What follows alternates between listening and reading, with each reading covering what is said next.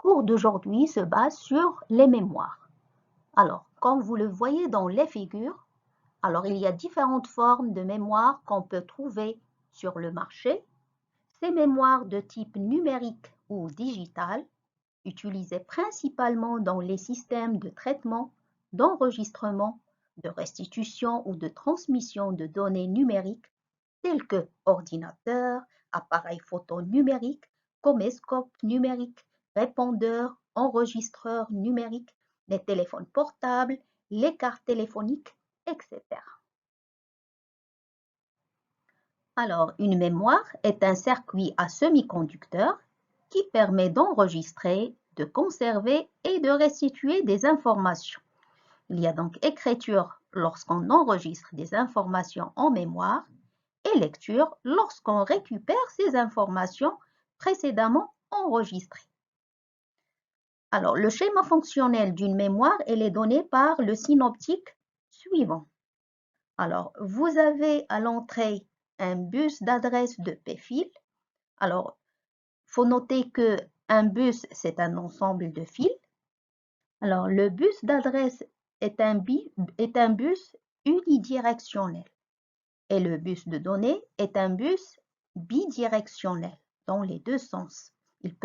Ces informations, ils peuvent être en entrée ou en sortie. En entrée lorsqu'on va les écrire et en sortie lorsqu'on va les lire. Alors, l'adresse fournie par le bus d'adresse est le mot binaire de P-bit qui permet de localiser la donnée. La donnée de n bits, il peut être écrite dans la mémoire ou lue de la mémoire à travers le bus de données. Le choix entre le mode de lecture ou d'écriture se fait à l'aide de l'entrée read-write. L'entrée de commande CS, il permet de sélectionner le circuit ou de le mettre en état de haute impédance. La mémoire, il peut donc stocker 2 à la puissance P données de n bits. D'accord? Alors, pour le cycle de lecture ou écriture de la mémoire, on a dit qu'une mémoire, il peut être utilisé soit en lecture, soit en écriture. Alors, pour la première opération qui est l'opération de lecture d'une mémoire, on doit suivre le cycle suivant. Il faut tout d'abord écrire l'adresse de la donnée sur le bus d'adresse. Après, il faut sélectionner le boîtier de la mémoire en appliquant un niveau logique bas sur l'entrée de commande CS parce qu'il est actif sur niveau bas. Donc, il faut mettre cette entrée à 0. Après, il faut choisir le mode de lecture en appliquant un niveau logique haut sur l'entrée de commande read-write. Alors, comme vous le voyez sur le schéma, on a read/write bar, c'est-à-dire que pour read, il faut mettre un niveau logique haut, et pour write, pour l'écriture, write, il faut mettre un niveau logique bas. D'accord? Ici, on a besoin de l'opération de lecture, donc on doit mettre cette entrée read-write bar, au niveau logique haut, égal à 1. Et après, il faut lire la donnée sur le bus de données. Ça, c'est pour l'opération de lecture. Maintenant, je vais vous donner les opérations à suivre pour l'écriture dans une mémoire. D'accord? Alors, qu'est-ce qu'il faut d'abord? Il faut d'abord toujours écrire l'adresse de la donnée sur le bus d'adresse. D'accord? Ça, c'est pour les deux opérations, soit lecture, soit écriture.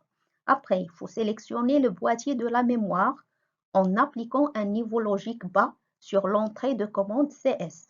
Parce que le chip select, c'est l'entrée, si vous voulez, de validation de votre mémoire.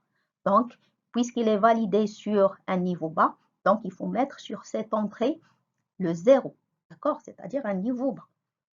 Choisir le mode d'écriture en appliquant un niveau logique bas sur l'entrée de commande read-write bar, parce qu'on l'a dit. Alors, pour l'écriture, c'est-à-dire write bar, donc il faut mettre sur cette entrée un niveau 0. Et il faut écrire la donnée comme fin comme opération, il faut écrire la donnée sur le bus de données. Maintenant, on va essayer de voir les caractéristiques des mémoires. La première caractéristique essentielle d'une mémoire, c'est la capacité de la mémoire. Alors, une capacité de mémoire, c'est quoi? C'est la quantité d'informations qui peut être stockée dans la mémoire. Elle s'exprime en bits ou en mots de n bits. Par exemple, on peut dire une capacité de 64 bits, 4 kilobits, 8 kilo-octets. Bien sûr, avec un octet, c'est 8 bits. 1 kilo en informatique, c'est 2 à la puissance 10, c'est-à-dire 1024. Et un méga en informatique, c'est 2 à la puissance 20, d'accord? C'est-à-dire 104, 1 48 576, voilà. Alors, pour la mémoire, elle a une capacité de 2 à la puissance p donnée de n bits avec p le nombre d'adresses. Donc, si on prend le premier exemple, alors qu'est-ce qu'on a? On a 4 lignes d'adresse, c'est-à-dire de A0 à A3. Donc, on va avoir le P, elle est égale à 4, d'accord? Et pour le nombre de données, c'est n bits, c'est-à-dire 8 bits. Donc, si on va essayer d'appliquer la formule de la capacité de cette mémoire-là, on a dit que 2 à la puissance P fois n bits, d'accord? Alors, avec P, on a dit 4 lignes, c'est-à-dire P égale à 4, et 8 bits pour les données, c'est-à-dire le nombre de bits n égale à 8. Donc, on aura 2 à la puissance 4 fois 8, c'est-à-dire 16 fois 8 bits, ou bien tout simplement 16 octets, puisque 8 bits égale à 1 octet. Et vous avez l'organisation d'une mémoire de 16 octets. Pour le deuxième cas, ou bien la deuxième figure, vous avez 3 lignes d'adresse, c'est-à-dire A0, A1, A2. Donc là, on aura P égale à 3. Et par conséquent, on aura combien de cases mémoire? On aura 2 à la puissance 3, c'est-à-dire 8 cases mémoire. Pour le n bits, on a ici le mot, il est constitué de 4 bits. Donc la taille qui est la taille du bus de données pour la deuxième figure. Donc au total, la capacité de cette mémoire sera 8 mots de 4 bits ou bien 8 quartés, puisque 4 bits, c'est un quartet. Donc 8 mots de 4 bits, ça va donner 8 fois 4 bits, c'est-à-dire 32 bits. Alors pour la dernière figure, on a seulement 2 lignes d'adresse, c'est-à-dire A0, A1. Donc P égale à 2. Donc puisque P égale à 2, donc on aura besoin de 2 à la puissance 2 cases mémoire, c'est-à-dire 4 cases mémoire. Alors pour la taille du bus de données, ces données c'est 8 bits, c'est-à-dire un octet. Donc la taille de cette mémoire sera 2 à la puissance P fois n bits, c'est-à-dire 2 à la puissance 2 fois 8 bits. 2 à la puissance 2, ça donne 4. Donc, on va dire 4 mots de 8 bits. Et puisque le 8 bits, c'est un octet, donc on va dire 4 octets. Donc, 4 mots de 8 bits, ça va donner 32 bits. La deuxième caractéristique de la mémoire, c'est son organisation. Alors, cette caractéristique, elle définit le nombre de mots et la longueur de chaque mot. Alors, prenons un exemple, une mémoire de 4096 bits. Alors, on peut l'organiser de plusieurs façons. Alors, ou bien on va l'organiser sous forme de 1 bit. Alors, on va dire c'est une mémoire de 4096 mots de 1 bit. Ou bien on va l'organiser en mots de 4 bits. Alors, qu'est-ce qu'il faut? Il faut diviser le 4096 par 4. On aura donc une mémoire de 1024 mots de 4 bits. Si on veut l'organiser en mot de 8 bits, il suffit de diviser le 4096 par 8. On aura donc 512 mots de 8 bits.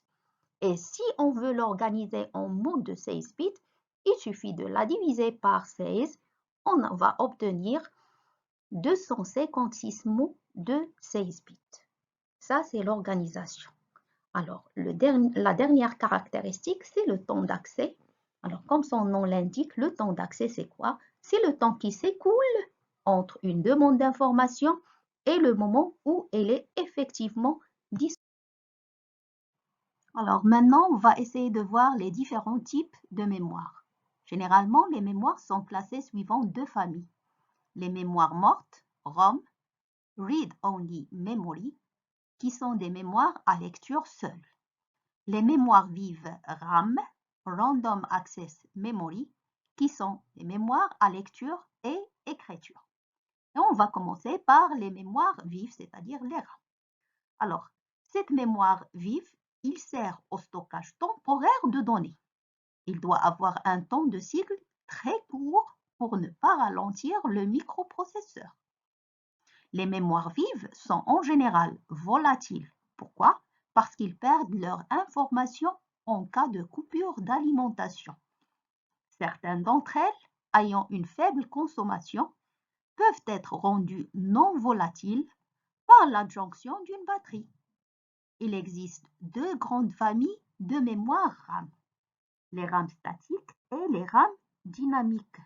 Alors pour les RAM statiques, le bit mémoire d'une RAM statique, il est composé d'une bascule et chaque bascule, il contient entre 4 et 6 transistors. Pour les RAM dynamiques, dans les RAM dynamiques, l'information est mémorisée sous la forme d'une charge électrique stockée dans un condensateur. D'accord? Maintenant, on va essayer de voir l'autre type de mémoire qui est les mémoires mortes ou bien ce qu'on appelle les ROM.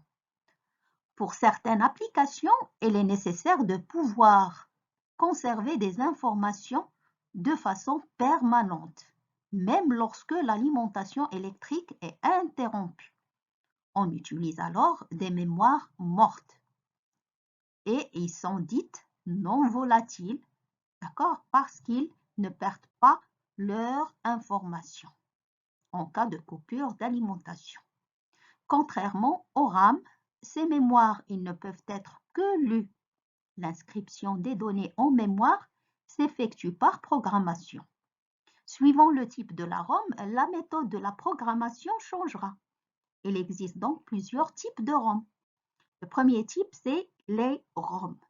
Donc, il est programmé par le fabricant et son contenu ne peut plus être ni modifié ni effacé par l'utilisateur. Le deuxième type, c'est les PROM.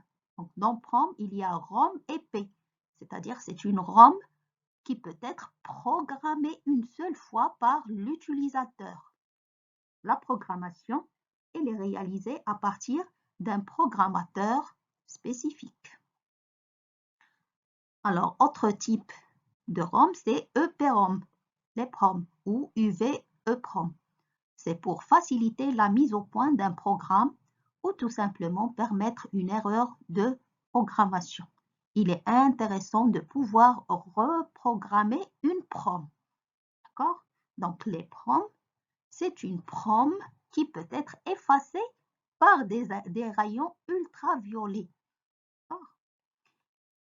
Alors, il y a aussi le type EEPROM.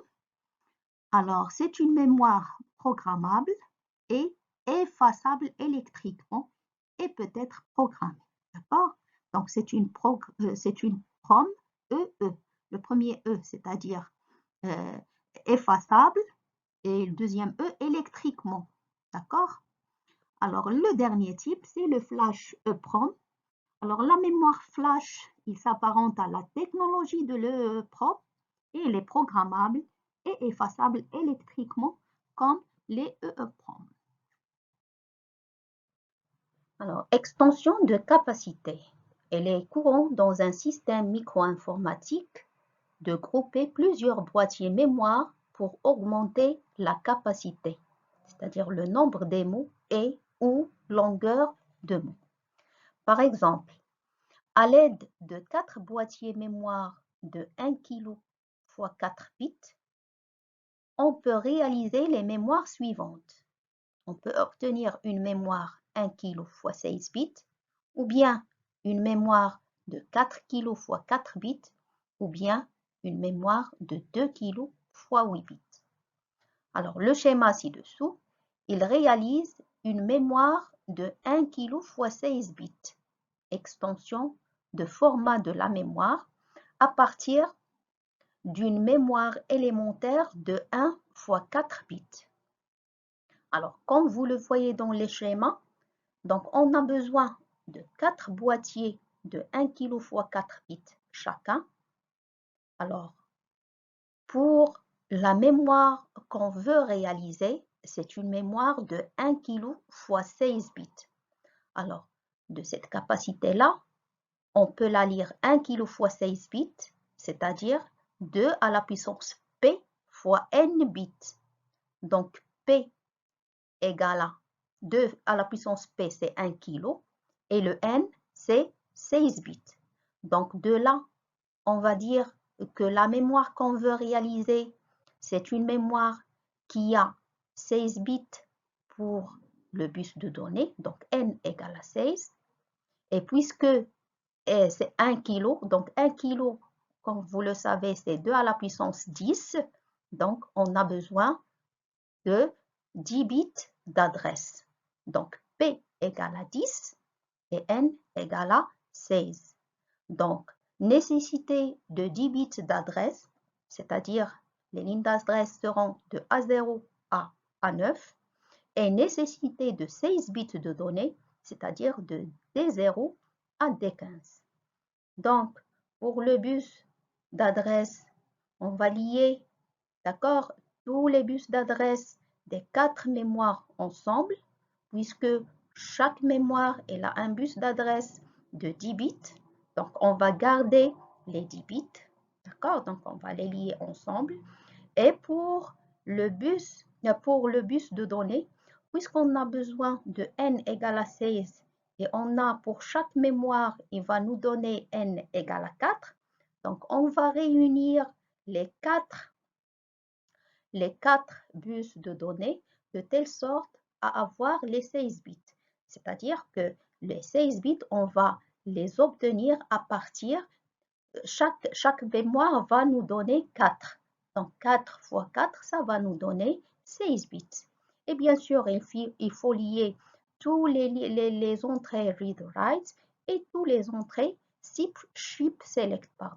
Et comme ça, on a réalisé une mémoire de 1 kg x 16 bits à partir de 4 mémoires de 1 kg x 4 bits chaque. Dans cette série d'exercices, on va essayer de faire l'étude d'une RAM qui a pour référence HM6264A. Alors, comme vous le voyez sur le brochage du circuit intégré de cette mémoire, il contient 28 pins, c'est-à-dire 28 broches ou bien 28 pattes. D'accord? Alors, pour les lignes d'adresse, ils sont notés A, adresse, d'accord? Et pour les bits de données, les informations ou bien les données, ils sont notés I/O, c'est-à-dire input ou output, entrée ou sortie. Et de l'autre côté, vous avez truth table, c'est-à-dire la table de vérité de cette mémoire. Alors, cette mémoire-là, c'est une mémoire statique, d'accord, et de technologie CMOS. Donc, on va essayer de faire les exercices accompagnés de cette mémoire. Donc, dans l'exercice 1, en se référant du brochage de la mémoire 6264A, on va essayer de donner la taille du bus d'adresse, donner la taille du bus de données et donner la capacité de la mémoire en bits, en octets et en kilo-octets. Alors, pour la première question, la taille du bus d'adresse. Alors, si on se base sur le brochage du circuit intégré de la RAM 6264A. Alors, on a dit que les lignes d'adresse sont notées A. Donc, alors, on a de A0 qui est dans la pin A10, 10, pardon, jusqu'à A12 qui est dans la pin 2. Donc, de A0 jusqu'à A12, donc on va compter 13 lignes d'adresse, c'est-à-dire 2 à la puissance 13 cases mémoire.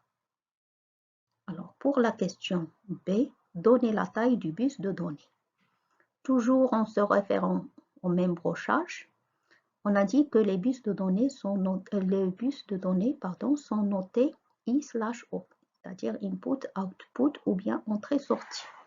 Alors, on remarque bien que dans la pin 11, il y a la première donnée I/O1 jusqu'à la pin 19 qui est input, output 8.